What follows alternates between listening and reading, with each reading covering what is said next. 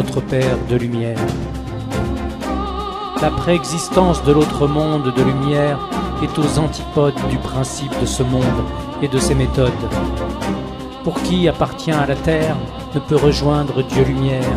Pour qui veut rejoindre la lumière de l'autre monde, ce monde terrestre ne peut lui correspondre. Chez Dieu lumière, il n'y a pas de frontières. Tout est ouvert, libre comme le vent, libre comme l'air. Chez Dieu lumière, il n'y a pas de propriété privée, ni barrière, ni mur, ni cloison, rien n'est divisé. Chez Dieu lumière, il n'y a pas de subordination, ni hiérarchie, ni clan, ni groupement, ni religion. Chez Dieu lumière, amour, unanimité et harmonie. Le règne et la volonté de Dieu lumière en communion d'esprit. Chez Dieu lumière est en chacun, et chacun est en Dieu lumière pour ne former qu'un. Chez Dieu lumière, chacun fait partie d'un tout. De Dieu lumière, chacun est un petit bout. À l'image d'une pièce de puzzle qui s'assemble, qui trouve son sens quand elle fait partie de l'ensemble. À l'image d'une petite goutte d'eau, qui trouve sa force quand elle fait partie du torrent de flot. À l'image d'un rayon de lumière qui survient. Sans le soleil, il n'en serait rien. Ainsi en est-il de chaque esprit, de Dieu lumière, l'énergie, venant de la préexistence de lumière du Saint-Esprit, et libre à chacun de retourner d'où il vient. Lui, le Fils de l'homme, est retourné d'où il vient. Il a dit, du lieu où je vais, vous connaissez le chemin. Le Fils de l'homme a fait une prière, elle s'appelle le Notre Père. Il l'a mise en pratique, en application, et cela l'a conduit à sa résurrection. Il sait que dans les cieux demeure son Père.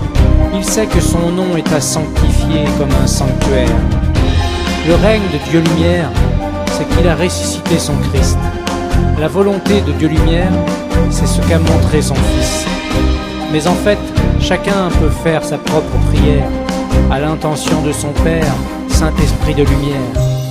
Parce que l'esprit de chacun est un petit enfant unique, dont le Père de lumière attend une supplique, pour qu'il puisse lui parler, faire sa demeure en lui, le ressusciter, le délivrer, l'emmener vers la lumière de la vraie vie.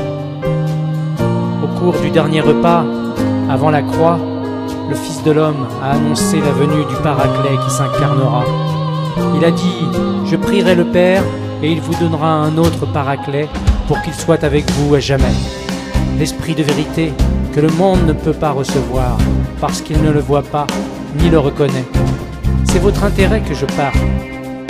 Car si je ne pars pas, le Paraclet ne viendra pas vers vous. Mais si je pars, je vous l'enverrai. Et lui, une fois venu, il établira la culpabilité du monde, en fait de péché, en fait de justice, en fait de jugement. De péché parce qu'il ne croit pas en moi, de justice parce que je vais vers le Père et que vous ne me verrez plus, de jugement parce que le prince de ce monde est jugé. Quand il viendra, lui, l'Esprit de vérité, il vous guidera dans la vérité tout entière, car il ne parlera pas de lui-même, mais ce qu'il entendra, il le dira, et il vous expliquera les choses à venir. Lui me glorifiera, car c'est de mon bien qu'il recevra, et il vous l'expliquera. Le Paraclet s'est incarné sur terre, lui seul s'est transfiguré dans la lumière, lui seul représente qui est Dieu lumière. Le Paraclet parle au monde et dit « Le règne et la volonté de Dieu lumière est à mettre en pratique. Ce n'est pas à réciter de façon mécanique, ce n'est pas une prière à mastiquer comme du chewing-gum, comme le fait l'Église de Rome. La pratique, c'est l'effusion de l'Esprit Paraclet, l'Esprit de lumière, ces transmissions, songes et visions qui éclairent. La volonté de Dieu lumière, c'est qu'il parle, ainsi refouler les esprits du mal et être invulnérable. Le règne de Dieu lumière, c'est les résurrections. À la suite du Christ d'amour, couronné roi des résurrections. Mais comment obéir à son règne, sa volonté, si Dieu lumière ne parle pas et qu'il reste muet?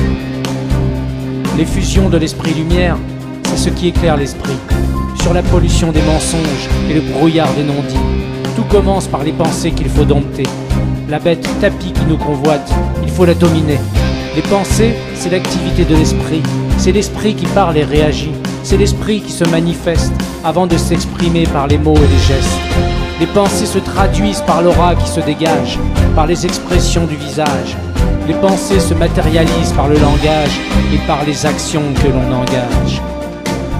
Maître mot s'abandonnèrent à la volonté de notre Père de lumière, pour que les pensées soient envahies de sa lumière.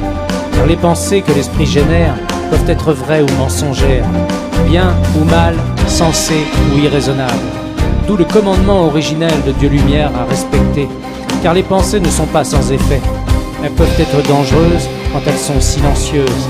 Elles deviennent comme des mauvais sorts pour qui est son Dieu Lumière et vit en dehors. La vulnérabilité au mensonge laisse entrer un mal qui va se développer. Disputes, accidents, drames, et ça va loin pour l'humanité. Les fusions de l'esprit lumière, Père de lumière, c'est ce qui ressuscite les esprits. Pour l'envol des âmes vers le Saint-Esprit, l'effusion de Dieu lumière est le seul ressort qui conduit à la lumière de la vie de l'âme après la mort. À cet effet, l'effusion de Dieu lumière combat l'héroïque crucifixion du Christ, les bras cloués sur la croix. Pour l'esprit de l'homme, aucun rachat.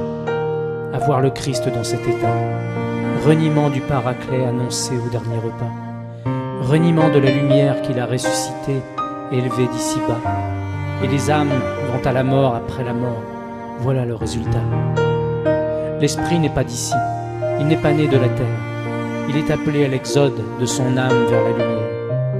Après la traversée du désert de sa vie sur terre, en découle un comportement, se détacher de tout matériellement et vivre modestement, proprement. Les disparités, c'est fini. Le partage, une question de survie. Un train de vie modeste, mode de vie simple, l'envol de son âme en vue, sur les rails du chemin lumière de résurrection et du salut. Tel est l'envol de l'âme.